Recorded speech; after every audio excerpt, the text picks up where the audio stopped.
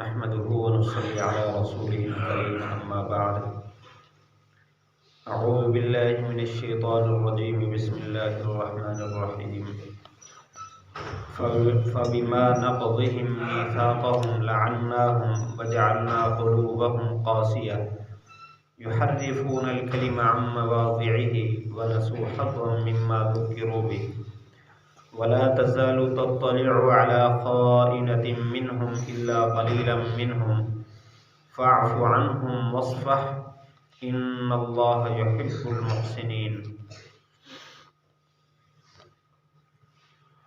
ان کے عہد توڑنے کی وجہ سے ہم نے ان پر لعنت کی اور ان کے دلوں کو سخت کر دیا۔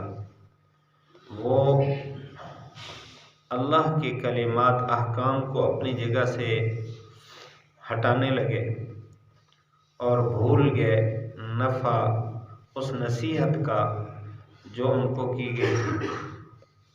آپ مطلع ہوتے رہیں گے ان کی خیانت پر، مگر ان میں سے بہت کم لوگ۔ آپ ان کو معاف کر دیجئے، ان سے درگزر کیجئے، بے شک اللہ تعالیٰ احسان کرنے والوں کو پسند کرتا ہے۔ پچھلی آیت میں اللہ تعالیٰ نے فرمایا وَلَقَدْ أَخَذَ اللَّهُ مِيثَاقَ بَنِي إِسْرَائِيلَ کہ بنی اسرائیل سے اللہ نے ایک عہد لیا۔ ان کے 12 قبیلے تھے۔ اللہ تعالیٰ نے فرمایا میں تمہارے ساتھ ہوں اگر تم نے یہ کام کیے، یعنی تمہارے ذمے ہیں، تم نے یہ کام کرنے ہیں تو پھر میری مدد تمہارے ساتھ ہے۔ پہلا کام اقمتم الصلاۃ، نماز قائم کرو گے۔ دوسری وآتیتم الزکوٰۃ، زکوٰۃ دو گے۔ تیسری وآمنتم برسولی، میرے تمام رسولوں پر ایمان لاؤ گے۔ وعزرتموہم وعزرتموہم، ان کی تکریم اور تعظیم کرو گے۔ وأقرضتم اللہ قرضا حسنا، اور اللہ کے راستے میں خرچ کرتے رہو گے۔ یہ تھے ان کے ساتھ معاہدے۔ اس کے نتیجے میں تمہارے گناہ بھی معاف کر دوں گا، تمہیں جنت میں داخل کر دوں گا۔ یہ معاہدہ تھا ان کا، جس کو پچھلی آیت میں بیان کیا گیا۔ اس آیت میں اللہ تعالیٰ نے فرمایا کہ انہوں نے یہ عہد توڑ دیے، نماز چھوڑ دی، زکوٰۃ چھوڑ دی، رسولوں کی عزت چھوڑ دی اور اللہ کے راستے میں خرچ کرنا چھوڑ دیا۔ جب انہوں نے ایسا کیا تو ہم نے کیا کیا؟ لعناہم، سب سے پہلے ہم نے ان کو اپنی رحمت سے دور کر دیا۔ لعنت کہتے ہیں رحمت سے دوری کو۔ ان سارے کام کرنے پر اللہ نے فرمایا انی معکم، میں تمہارے ساتھ ہوں۔ لأکفرن عنکم سیئاتکم، تمہارے گناہ بھی معاف کر دوں گا۔ ولأدخلنکم جنات، تمہیں جنت میں بھی داخل کر دوں گا۔ یہ 4 کام، نماز قائم کرنا، زکوٰۃ ادا کرنا، رسول کی عزت کرنا اور اللہ کے راستے میں نفلی صدقات خیرات کرنا۔ اگر نہیں کرو گے تو تمہارے رحمت سے دور کر دوں گا۔ اس کے بعد کیا ہوگا؟ وَجَعَلْنَا قُلُوبَهُمْ قَاسِيَةً، ہم نے ان کو رحمت سے دور کر دیا۔ دوسری بات یہ ہے کہ ان کے دل بھی سخت کر دیے۔ اور وَيُحَرِّفُونَ الْكَلِمَ عَن مَّوَاضِعِهِ، پھر وہ اللہ کے احکام کو اپنی جگہ سے پھیرنے لگے، اپنی مرضی کی تعویلیں کرنے لگے، اور جو نصیحت کی گئی تھی اس کا نفع وہ بھول گئے اور ہمیشہ پھر خیانت پر مطلع ہونے لگے۔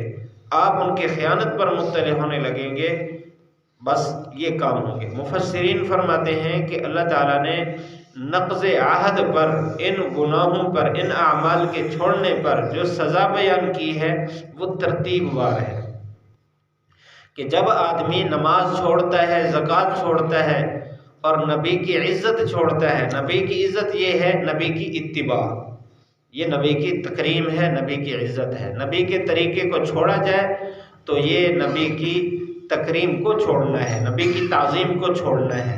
اور اسی طرح اللہ کے راستے میں خرچ کرنے کو چھوڑنے میں سب سے پہلے اللہ تعالیٰ نے فرمایا ہم نے رحمت سے دور کر دیا ان کو۔ جتنے انسان نیک کام کرتا ہے سب اللہ کی توفیق سے ہے، انسان کا اپنا ذاتی کوئی کمال نہیں ہے، اللہ کی توفیق سے ہوتا ہے، اور یہ اللہ کی رحمت سے توفیق ملتی ہے۔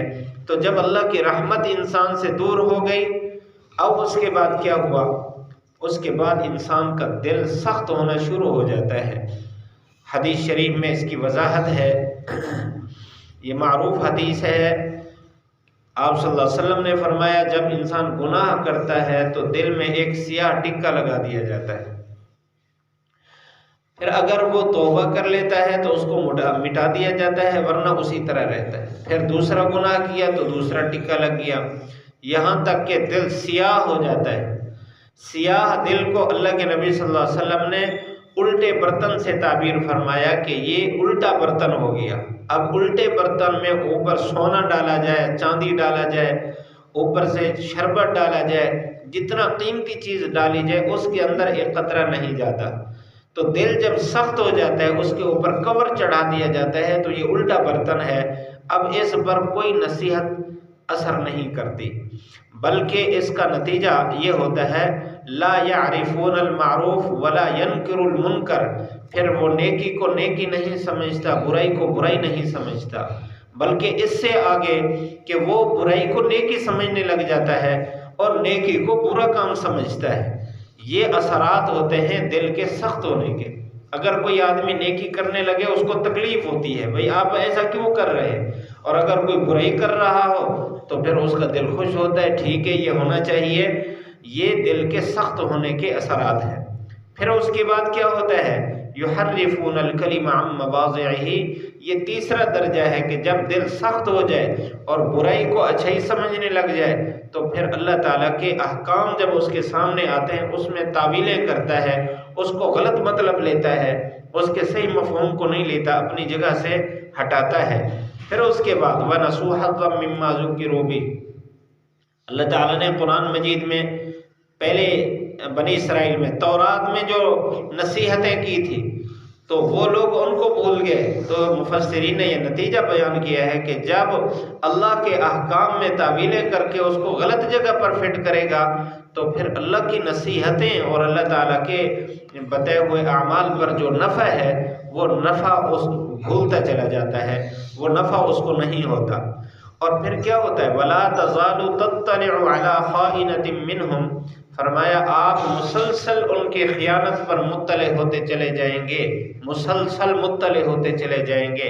مطلب یہ ہے کہ جب انسان اس حد تک پہنچ جاتا ہے کہ اس کو نصیحت بالکل اثر نہیں کرتی تو پھر وہ مسلسل غلط کام کرتا ہے، غلط کام کی اطلاع آپ کے پاس پہنچتی رہے گی کہ اس نے یہ گڑبڑ کر دی، پھر اگلی گڑبڑ کر دی، ہر قدم میں اس نے 2 نمبری اختیار کر لی ہے۔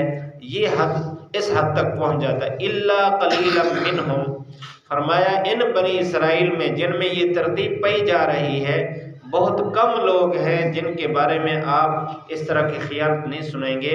مفسرین فرماتے ہیں یہ وہ لوگ تھے جن کو اللہ تعالیٰ نے اسلام کی توفیق دے دی، وہ مسلمان ہو گئے۔ حضرت عبداللہ بن سلام رضی اللہ تعالی عنہ اور ان جیسے کچھ یہود علماء جو مسلمان ہو کر صحابی بن گئے تھے تو وہ تھوڑی تعداد میں تھے۔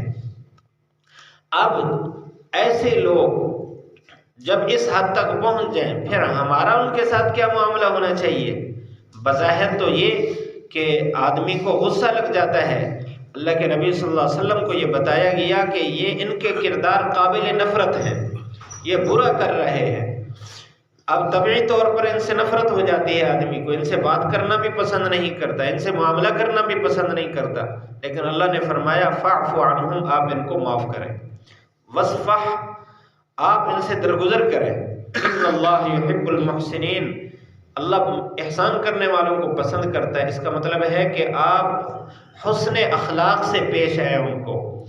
گویا یہاں بتا دیا کہ جس معاشرے میں اس طرح کی کیفیات بن گئی ہوں اور لوگ اس حد تک پہنچ گئے ہوں کہ وہ اللہ تعالیٰ کے احکام میں اتنا سرکشی کرنے لگ جائیں کہ ہر وقت خیانت میں، اب ان سے نفرت کرنا اللہ کو پسند نہیں ہے، بلکہ ان سے درگزر کر کے حسن اخلاق ایک ایسی چیز ہے جو ان کو اپنے قریب کرے گی۔ ان سے غصہ کرنا اور ان سے دوری اختیار کرنا ان کے لیے اصلاح کا ذریعہ نہیں بنے گی، بلکہ ڈیٹھ پن کا ذریعہ بنے گی۔ ان کے ساتھ اچھے اخلاق سے پیش آنا، محبت سے پیش آنا ان کو قریب کرے گا، تو اس راستے سے ان کو ہدایت مل سکتی ہے۔ اللہ تعالی ہم سب کو عمل کی توفیق نصیب فرمائے۔ ہم اگر اپنے حالات پر غور کریں تو ہمیں بھی یہی نظر آتا ہے جو بنی اسرائیل میں گزرا ہے، کتنا معاشرہ بگڑ گیا تھا ان کا، اور ہمارا حال بھی یہی ہے۔ حالانکہ ہمارے پاس تو قرآن ہے، ہمارے پاس تو اللہ کے نبی کے فرامین ہیں، ہم بھی اللہ کی رحمت سے دور، دل سخت، اور پھر اللہ کے احکام کو اپنی جگہ سے بدلنا، اللہ کی نصیحت سے دور ہونا، پھر ہمارے کردار میں بھی جگہ جگہ خیانت نظر آتی ہے۔ اللہ تعالی ہمیں معاف فرمائے۔ اگر ہمارے بھائی میں، ہمارے کسی قریبی میں یہ کیفیت پائی جاتی ہے تو اللہ تعالیٰ نے ہمیں فرمایا کہ ان سے نفرت نہیں کرنی، بلکہ ان کے سے درگزر کر کے اچھے اخلاق کے ذریعے سے ان کو قریب کریں گے تو انشاءاللہ ان کے لیے ہدایت کا ذریعہ بنے گا۔ اللہ تعالیٰ ہم سب کو عمل کی توفیق نصیب فرمائے۔